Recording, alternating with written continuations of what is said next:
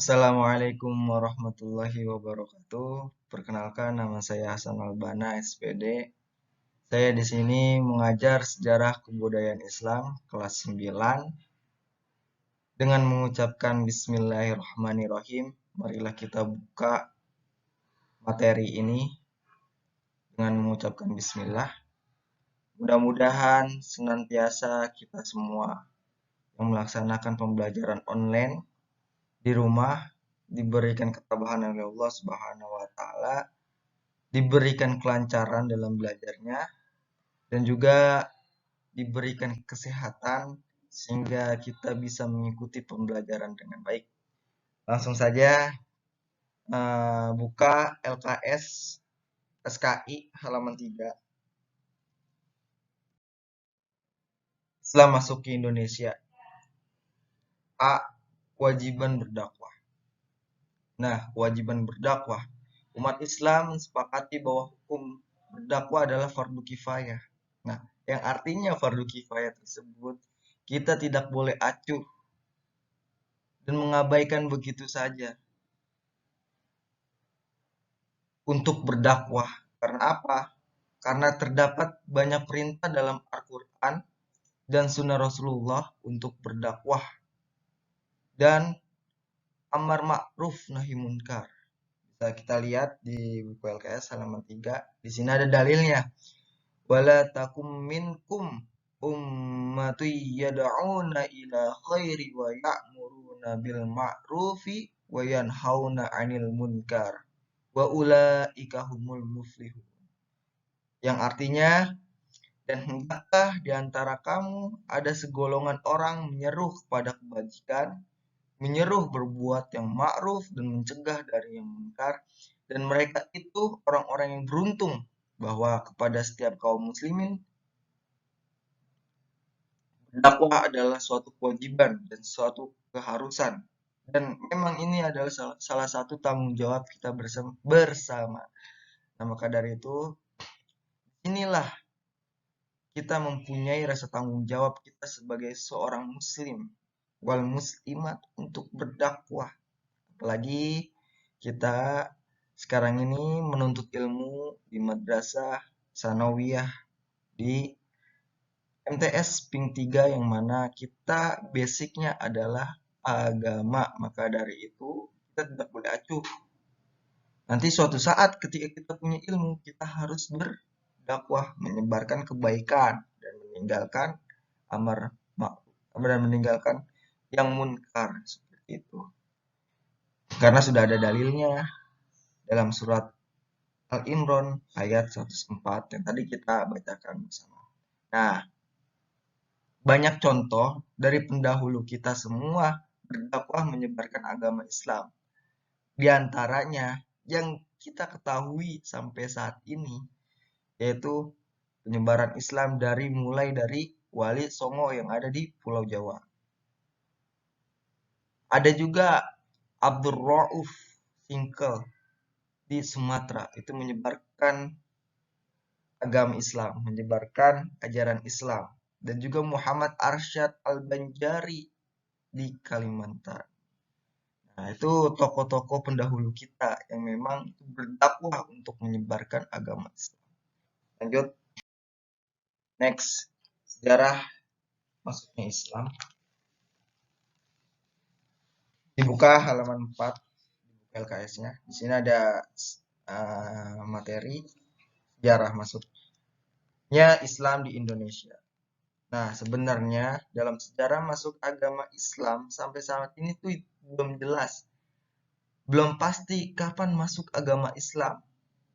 Belum jelas dan belum pasti secara langsung itu sejarah masuknya agama Islam sampai saat ini sejarahnya itu. Nah, akan tetapi ada dua pendapat yang diterima berdasarkan bukti-bukti yang dikemukakannya. Nah, pendapat pertama itu ada abad ke-7 Masehi dan pendapat kedua abad ke-11 Masehi. Nah, sebagai berikut kita lihat pendapat pertama sambil dilihat buku LKS-nya halaman 4. Nah, masuk ke Islam ke Indonesia, di Indonesia itu abad ke-7 dalam catatan Al-Mas'udi menyatakan pada 675 Masehi yang terdapat ada tulisan Raja Muslim, Raja Arab Muslim yang berkunjung ke Kalinga, Kalingga pada tahun 647 Masehi.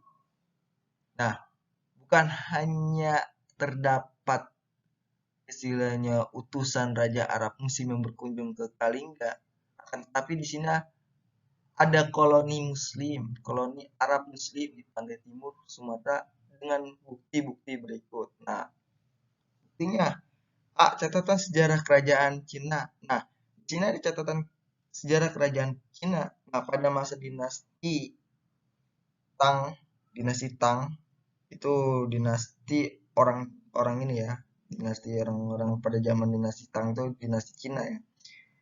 Itu ada rencana orang-orang Taxi, ditafsirkan orang-orang Arab menyerang kerajaan Holing yang diperintah Ratu Sima 674 Masehi.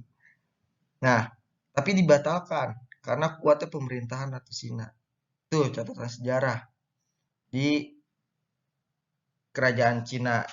Jadi ada rencana orang-orang Tasih itu menyerang kerajaan Holing yang diperintahkan Ratu Sima pada tahun 1744, tapi dibatalkan karena betapa kuatnya pemerintahan Ratu Sina.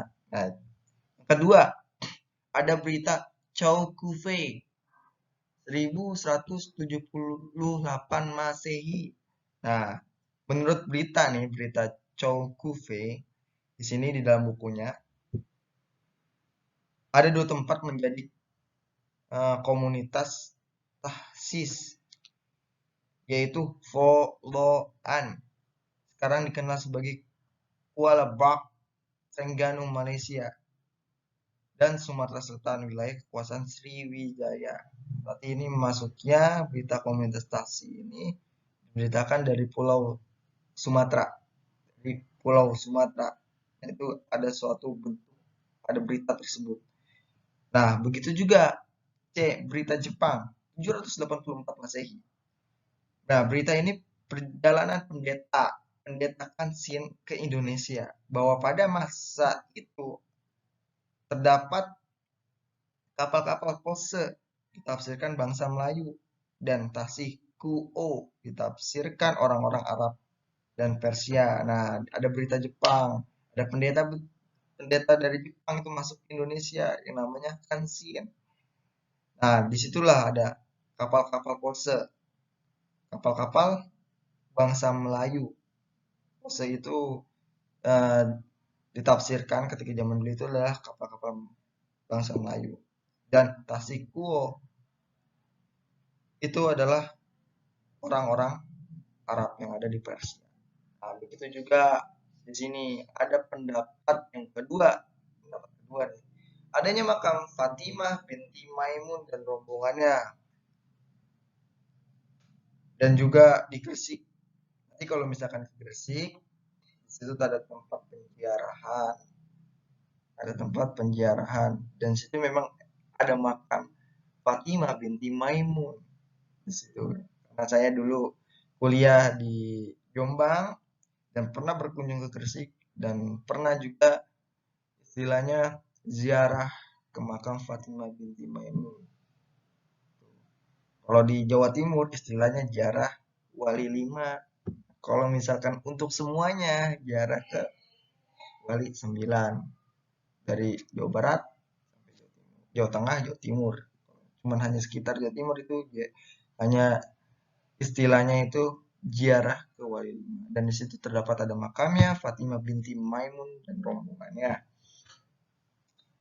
Pada makam tersebut ada huruf Arab itu khotrik ah. Biasanya kalau misalkan di kaligrafi itu ada khotrik ah. Nah, di situ juga tuh terdapat khotrik ah. Nah, di Masehi kan 1082. Nah, pendapat ketiga, Islam masuk ke Indonesia ke abad 13 Masehi dengan bukti-bukti berikut. Ya, pendapat ketiga dan cara-cara masuknya Islam ke Indonesia mungkin nanti bisa dibaca di bukunya masing-masing ya, karena durasinya nggak bisa sampai panjang untuk diupload di YouTube. Dibaca di buku LKS-nya agar bisa melihat buku LKS-nya dan dibaca juga dan dipahami. Mungkin itu saja yang bisa dapat saya sampaikan, kurang lebihnya mohon maaf. Wallahul muwaffiq ila aqwamit thoriq. Assalamualaikum warahmatullahi wabarakatuh.